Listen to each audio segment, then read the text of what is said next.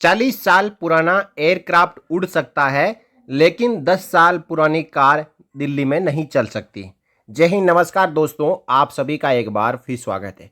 दोस्तों, जब four wheeler खरीदा जाता है तो उसके लिए उसका फिटनेस जरूरी है। फिटनेस सर्टिफिकेट जारी किया जाता है और उसके बाद समय समय पर उसका प्रदूषण जांच किया जाता है, उसकी फिटनेस चेक की जाती है कि वो चलने लायक है या नहीं। जब फिटनेस उसकी सही नहीं है तो वो गाड़ी खड़ी हो जाती है और पुलिस उसको जब्त कर लेती है। लेकिन दिल्ली में बढ़ते प्रदूषण को देखते हुए एक नया नियम जारी किया गया है कि 10 साल पुरानी डीजल और 15 साल पुरानी पेट्रोल की यदि कार है तो वो सड़क पर नहीं चल सकेगी और उसके लिए पेट्रोल पंप पर जो फ्यूल है, पेट्रोल और डीजल है, वो भी नहीं मिल सकेगा। इसके लिए दिल्ली पुलिस को आदेश दिया गया है कि हर एक पेट्रोल पंप पर सीसीटीवी लगाया जाए, ऑडियो प्रचार करने के लिए वहां पे स्पीकर लगाए जाए और साथ ही साथ कोई ऐसी गाड़ी आती है तो उसको जब्त करके सीधा स्क्रैप में बेच दिया जाए। दोस्तों, इस पूरी व्यवस्था के ऊपर एक हमारे फाइटर पायलट अपना वक्तव्य दिया है। उन्होंने कहा, 40 साल पुराना प्लेन चलेगा, 10 साल पुरानी कार नहीं। नो फ्यूल पॉलिसी पर पूर्व एयर मार्शल ने उठाए बड़े सवाल। दिल्ली सरकार द्वारा लागू किए गए नए नियम के अनुसार अभी राज्य के किसी भी पेट्रोल पंप पर 10 साल से पुराने जो फोर व्हीलर है उनको डीजल और 15 साल से पुराने व्हीकल को पेट्रोल नहीं मिलेगा। इस नियम के लागू होने के बाद भारतीय वायुसेना के भूतपूर्व पायलट ने इस पॉलिसी के ऊपर सवाल खड़े कर दिए। दिल्ली सरकार ने बीते 1 जुलाई से राज्य में अपनी नई no fuel for old vehicle policy के तहत कार्रवाई शुरू कर दी है। नए नियमों के अनुसार दिल्ली में किसी भी पेट्रोल पंप पर एंड ऑफ लाइफ यानी व्हीकल जिसकी 10 साल पुरानी डीजल की उम्र हो गई हो और 15 साल पुराना जो पेट्रोल का व्हीकल हो गया है उनको फ्यूल नहीं दिया जा रहा है, जिसके बाद इस नियम के खिलाफ लोग सोशल मीडिया पर आवाज़ उठा रहे हैं। ऐसे में इंडियन एयरफोर्स के एक भूतपूर्व पायलट ने भी सरकार के इस पहल पर सवाल उठाया है। भारतीय वायुसेना में अधिकारी रहे भूतपूर्व पायलट संजीव कपूर ने सोशल नेटवर्किंग साइट एक्स पर अपने एक पोस्ट में लिखा कि हम अभी भी 40 साल से पुराने विमान उड़ा रहे हैं और हमारी दैनिक उपयोग में आने वाली कई रेलगाड़ियां, बसें, नावें और कमर्शियल विमान 3 दशक से अधिक पुराने हैं। तो फिर प्रतिबंध केवल निजी वाहनों पर ही क्यों लगाए जा रहे हैं? देखिए, जितनी भी सरकारी महकमे की गाड़ियां हैं वो यदि आप देखेंगे, जैसे कि पीडब्ल्यूडी की हो गई, उसके बाद में जो म्युनिसिपल कॉरपोरेशन की हो गई, या अन्य सरकारी कार्यालयों में जो गाड़ियां, सरकारी गाड़ियां हैं खरीद के लगाई हुई है, उनकी उम्र 20, 25, 30, 40 साल तक पुरानी है और वो गाड़ियां सर्राटे से सड़कों पर दौड़ रही है। और जब आप उन्हें देखेंगे तो वो इस तरीके से धुआं छोड़ती है जैसे कोई फैक्ट्री में काम चल रहा हो, और उस गाड़ी को कोई नहीं पूछता। जबकि एक प्राइवेट आदमी की हार्ड अर्निंग से कमाई हुई कार, जिसका फिटनेस आप देखो तो नई गाड़ी जैसा है, वो मुश्किल से 20-25 हज़ार किलोमीटर चली होगी। जबकि कई ऐसे आदमी होते हैं जो अपनी शौक पालने के लिए कार खरीदते हैं और कार को समय समय पर चेंज भी करते रहते हैं, तो उनके पास कारों का कलेक्शन हो जाता है, लेकिन उस गाड़ी में कोई प्रॉब्लम नहीं है। लेकिन सरकार की एक नई नीति आ गई है कि इन गाड़ियों को स्क्रैप करवाना है ताकि दूसरी गाड़ियां बिके। दोस्तों, एक खबर अभी आई थी दिल्ली से ही, 84 लाख में एक मर्सिडीज खरीदी और वो मर्सिडीज ज़्यादा चली भी नहीं है, उसका फिटनेस A1 है।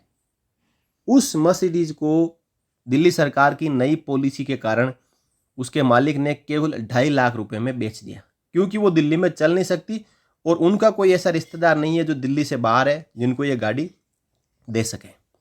तो दूसरे राज्य के किसी खरीदार को वो मर्सिडीज 2.5 लाख रुपए में बेच दी। अब इंसान करे क्या? अपनी मेहनत की कमाई को यूं ही बर्बाद होता हुआ केवल देख सकता है। तो यहाँ पे जो पूर्व एयर मार्शल संजीव कपूर साहब है, ये कह रहे हैं कि हम अभी भी 40 साल पुराने एयरक्राफ्ट को यूज कर रहे हैं, 40 साल पुरानी गाड़ियों को यूज कर रहे हैं, 40 साल पुराने कमर्शियल व्हीकल को यूज कर रहे हैं और पता नहीं कितने पुराने साल जो ट्रेन हैं, बसें हैं, उनको यूज कर रहे हैं उनके ऊपर, जो सरकारी वाहन है उनके ऊपर कोई प्रतिबंध नहीं है, लेकिन जो निजी वाहन है जिनका फिटनेस बहुत ही अच्छा है उनको स्क्रैप करने के पीछे सरकार लगी हुई है। संजीव कपूर के इस पोस्ट पर लोग तमाम तरीके की प्रतिक्रिया दे रहे हैं। एक यूजर ने लिखा कि ये निर्णय व्यावसायिक है और पर्यावरण से इसका कोई लेना देना नहीं है। वहीं एक यूजर ने लिखा कि पुराने निजी वाहनों पर रोक लगाना पूरी तरीके से गलत है, क्योंकि अभी भी पब्लिक ट्रांसपोर्ट में बहुतायत पुराने वाहनों का इस्तेमाल किया जा रहा है। तो इन सब चर्चाओं के बीच में एक्चुअल जो नियम लागू किया है वो इस प्रकार है कि दिल्ली सरकार द्वारा लागू किए गए नियम के अनुसार अभी राज्य के किसी भी पेट्रोल पंप पर 10 साल से पुराने डीजल और 15 साल से पुराने पेट्रोल वाहनों को पेट्रोल डीजल की आपूर्ति नहीं की जाएगी। नियमों का कड़ाई से पालन हो, इसके लिए पेट्रोल पंपों पर police force, transport department, commission for air quality management, transport department और नई म्युनिसिपल कॉरपोरेशन यानी एमसीडी की टीमों को तैनात कर दिया गया है। अब जिसको फ्यूल खरीदना होगा वो अपनी दूसरी ऐसी गाड़ी जिसकी लाइफ 10 या 15 साल से कम है वो ले जाके अपना टैंक फुल करवाएगा और उस टैंक से जो पुरानी गाड़ी है उसका टैंक फुल कर सकता है। तो पेट्रोल पंप के ऊपर ऐसे पुलिस, एमसीडी, पूरी सरकारी महकमे को तैनात करना और सरकारी जो बजट है उसको बर्बाद करना ये ठीक नहीं है। इससे अच्छा आप जो गाड़ियां 10 साल और 15 साल से पुरानी है उनका फिटनेस चेक कराएं। जैसे ही वो गाड़ी दिखती है आरसी मांगे, यदि 10 या 15 साल से पुरानी है तो उसको फिटनेस सेंटर ले जाए, उसकी चेकिंग कराएं, क्या सही में ही वो इतना पोल्यूशन करती है, तो उसको स्क्रैप कराएं। या फिर उसको उसकी गाड़ी के मेंटेनेंस के लिए 1 महीने का उस मालिक को समय दे ताकि वो एजेंसी में ले जाके जो भी उसमें खराबी है उसको सही करवा ले और उसके बाद फिर से उसका फिटनेस कराए। यदि फिटनेस में पास होती है तो उसको सड़कों पे दौड़ने दे, नहीं तो उसको स्क्रैप करा सकते हैं। अब देखिए पूरा का पूरा महकमा, सरकारी महकमा जो कि लोगों के दूसरे भलाई के काम करने के लिए ऑफिसों में बैठना चाहिए, जो आज पेट्रोल पंपों के ऊपर बैठा है। यदि पेट्रोल पंप पर ई ऑयल यानी एंड ऑफ लाइफ कैटेगरी में आने वाले वाहनों की पहचान होती है तो उन्हें जब्त कर लिया जा रहा है। पहले दिन दिल्ली में 80 वाहनों को जब्त किया गया था। इसके अलावा ऐसे वाहनों के पकड़े जाने पर 4 पहिया वाहनों पर 15,000 रुपये और 2 पहिया वाहनों के लिए 10,000 रुपये के जुर्माने का प्रावधान किया गया है।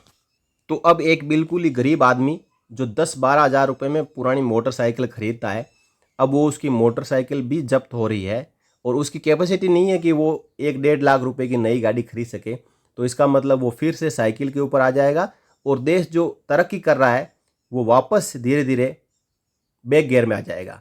फिलहाल इस नए नियम को केवल दिल्ली में लागू किया गया है और इसमें सीएनजी से चलने वाले पुराने वाहनों को राहत दी गई है।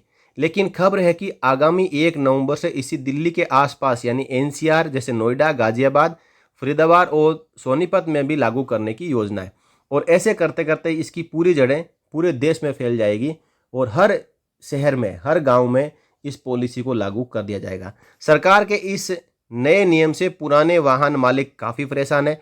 लोग अपनी पुरानी कारों को बेहद कम दाम में दूसरे राज्यों में बेचने को मजबूर हो रहे हैं और जो दूसरे राज्यों के लोग अभी दिल्ली से कारें उठा रहे हैं वो भी ज़्यादा दिन इसको नहीं चला पाएंगे, क्योंकि ये पॉलिसी दिल्ली के बाद बढ़कर पूरे देश में जल्द ही लागू होगी। यदि देश के लोगों ने इसका विरोध नहीं किया तो सरकार की ये मनमानी चलती रहेगी। गाड़ी एकदम फिट है, कोई पॉल्यूशन नहीं करती है, फिर भी उसको स्क्रैप में डालना या फिर दूसरे राज्यों में कम दामों में बेचना, ये जो गाड़ियों के मालिकों के साथ में कतई इंसाफ नहीं है।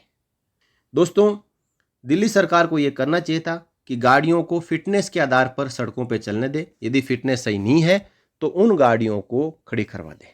आप मेरी बात से सहमत हैं तो इस वीडियो के कमेंट बॉक्स में यस जरूर लिखना और साथ ही साथ इस वीडियो को आप शेयर करना। फिर मिलेंगे अगले वीडियो में, तब तक के लिए जय हिंद, जय भारत, वंदे मातरम।